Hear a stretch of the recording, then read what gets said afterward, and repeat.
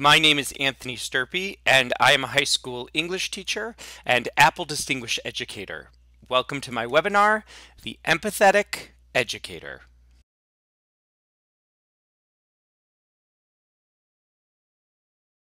I just want to start by helping everyone see how a number of our kids see the world in this moment and distance learning. This was a video created by Kendall Atterbury, a student at New Rochelle High School, and she was in the first containment zone that was declared in the United States.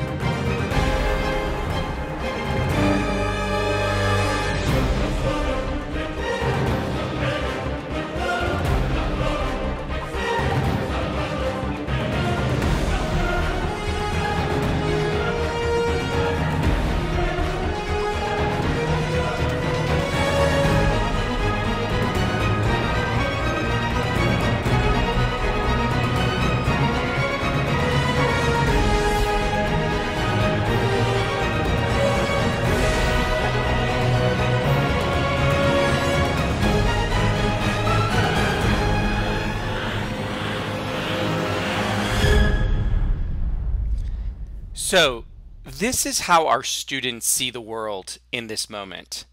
I believe everything will be okay in the end, but from the tone and messaging, you can see how our students see the world. They believe it is a dire, awful future, and we need to be empathetic and compassionate of how they are experiencing the world in this moment. For many of us, we did not ask to be distance teachers.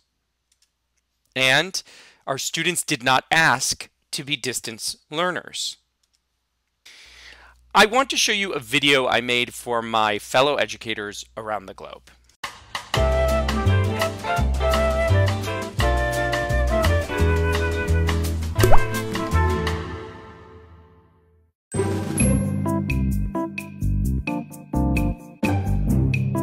When you are distance learning, we don't get to see our students on a daily basis. Day-to-day interactions let us know how overwhelmed our students may or may not be. Now that the learning is distance, balance the experience of your students. Try not to overload. Remember, in a school, students have resources, but at home, there is not always the resources or space to accomplish what you are looking for. By working with colleagues and even creating experiences that can be completed at a student's own pace, you can create a more meaningful impact that helps a student have a more meaningful and enjoyable learning experience.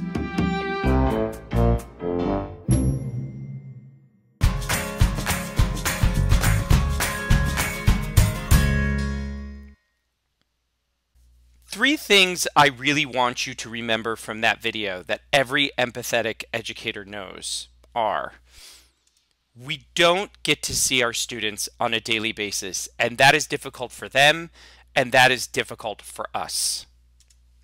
We must, during this time, try not to overload our students with work.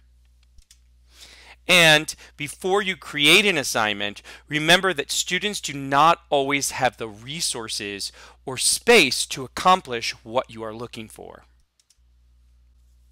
We need to realize that we are not delivering instruction, and we are not even redesigning instruction. What we are doing at this time, we are actually designing brand new instruction. We should not be trying to pick up where we left off. We should be creating active lessons for our students. As I've talked to students, there is one thing they have in common. The experience at home is more complicated than we can imagine. And I've heard stories where mom is trying to work from home. Meanwhile, sister is still doing her online lessons, sometimes a music lesson. Brother is a reluctant learner, but there is only one computer in the house, and he has to wait to use it, but he will not use it for school. And dad, who was originally the only person working from home, now has to compete with all of these voices. So many variations of this situation exist.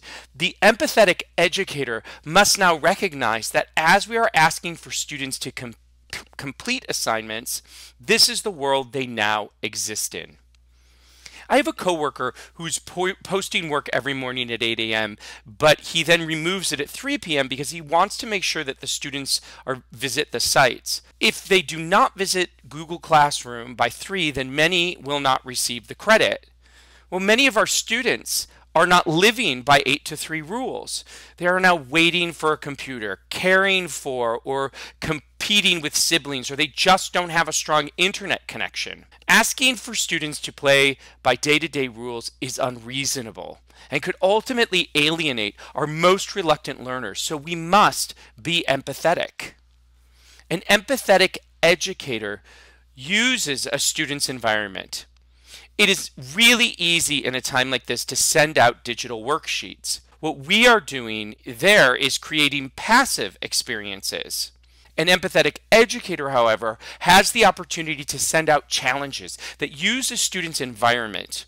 We want the learning to be active, and that is our goal, to create active experiences. So, one of the best things empathetic educators can do is use the environment. I want to share a great example of how I chose to use a student's environment. When we moved to distance learning, one of my classes was studying nonfiction writing. So when we moved to distance learning, I got an amazing idea. Instead of nonfiction prompts, why not have the kids apply the rules to their environment? So instead, I asked my students to create a video or podcast where they could apply the rules of nonfiction. Here is an example. Hello everyone and welcome to From the Front Lines. Today we are here with Dr. from Hospital and we are going to ask her a few questions about COVID-19. So let's start. Doctor, how has your job as a doctor changed in the last few weeks? It's nothing like it was a few weeks ago. I just went into my office and I saw patients in my office and I saw abdominal pain and chest pain and colds and flu. And I just had regular normal days like my practice has been for decades. And all of a sudden, I'm home. I'm seeing patients through my iPhone doing video visits. And I will be going into a COVID clinic this week. And I would say I'm assessing 98% of the day, assessing people with symptoms that could be the cold, could be a cold, could be the flu, could be COVID, and trying to figure out who needs to stay home, who needs to go to the hospital, how they can make themselves feel better, how they can keep other people from getting infected. Wow, that sounds complicated. So what would you say to anyone who... So we have the opportunity as teachers to connect students with their environment and create true moments of learning in the process. This was more interesting for this student than any writing prompt I could have developed, any essay she could have written, and it allows her to have a real moment of connection with her mother and the people around her. What I am doing here is leaning into what kids know. These are not moments where we ask kids to move to us. Empathetic educators should move to the kids. We want to use what they are comfortable with, what they use as a community, and the areas where they feel ownership and mastery. What is great about creating assignments where students can create, you can post those assignments and have students connect. For me, I use Google Classroom. Although we are distance learning, one goal is to create connection. And by creating assignments where we can hear and see each other, we can post those assignments and facilitate connection. Empathetic educators, really all educators, must recognize students do not only live in this real world environment.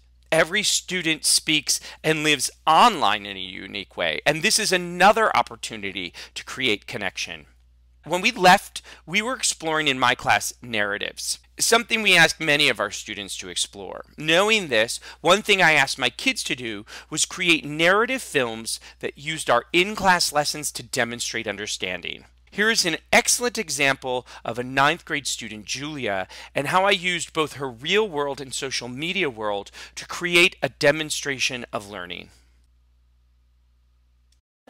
Remember me, though I have to say goodbye. Remember me, don't let it make you cry. For even if I'm far away, I hold you in my heart. I sing a secret song to you each night we are apart. Remember me, though I have to travel far. Remember me, each time you hear a sad guitar. Know that I'm with you the only way that I can be. Until Again, one of the ways we can do this is to steer into our students' strengths. Right now, our kids know things like TikTok. Now, you do not need to know TikTok to create and post an assignment that uses the tools with which the students are familiar. Selfies, Instagram, TikTok, Snapchat are all languages that kids speak. They are opportunities to engage students in the learning experience. During this time, it is important to remember our students are all also carrying around devices that do amazing things. A smartphone camera is a powerful tool, and with an iPhone or iPad, we can use image and visual literacy to take passive activities and make them active.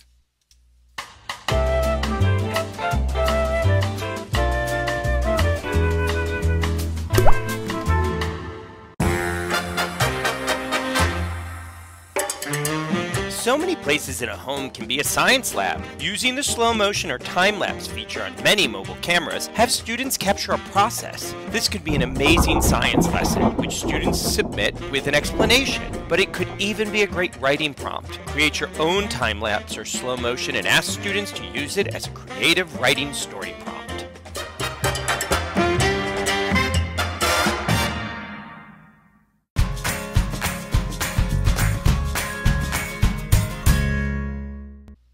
So I just want to show you the interesting idea a student had for a TikTok documentary and how she applied all of this to my class, where she used not only the camera, but the data that is collected by an iPhone to create a project. And I want you to think of the way you might be able to harness her creativity.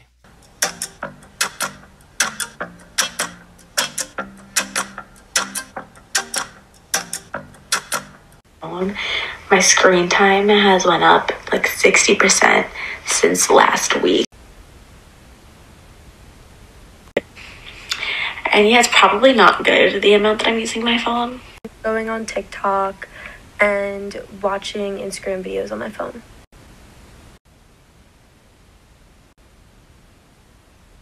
So being quarantined has definitely had an impact on most people's lives regarding social media and technology. And I'm sure if you go look at your screen time on your phone, it'll have gone up.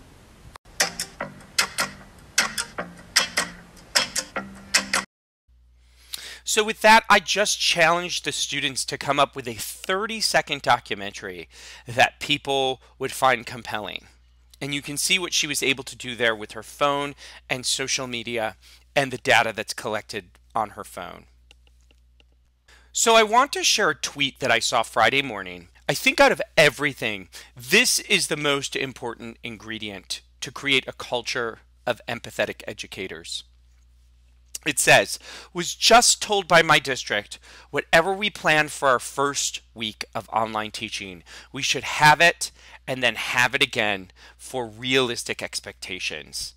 Again, bringing home that message that we don't want to overload our students in this time, and it's really easy to do it when we are apart from one another. We're here in our homes and they're there in their homes. I want to take us back to this slide. Remember, our job is not just to prepare our students for learning our curriculum. We are also a place of socio-emotional learning. Our job is not only to teach curriculum, it is to find ways to connect students to their classmates, to their support system, to their environment. Yes, we are teachers, but we are in our own way on the front lines. We have the ability to make sure that although many of our students are confined, that they have the opportunity to grow, to connect, look to the future, and see the possibility each one of us has.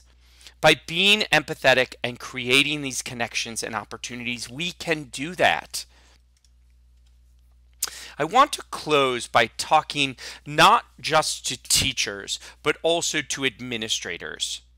I want to create not only a community of empathetic educators, but also empathetic administrators. If your teachers unexpectedly find themselves in a distant learning situation, it will be stressful, but they will rise to the occasion. As an administrator, however, there is one thing you can do that will go farther than anything else. Ask them how they are and mean it. Don't send a million links. Don't send a million dates. Don't send a million emails. Recognize that the teachers who normally answer questions all at once about content are now answering them one by one, quadrupling the work. Recognize that the tech and PD coaches are now getting 10 times the number of emails they were getting before. Recognize that your admin is overwhelmed by creating order where there was none. An empathetic administrator will continually motivate and cheer on the staff and delegate the dissemination of information in manageable bits. So, empathetic administrators, don't ask your staff to go above and beyond, because guess what? They already are. Trust me. And thank you. I want to thank you for listening in today about this webinar, which means so much to me, the Empathetic Educator.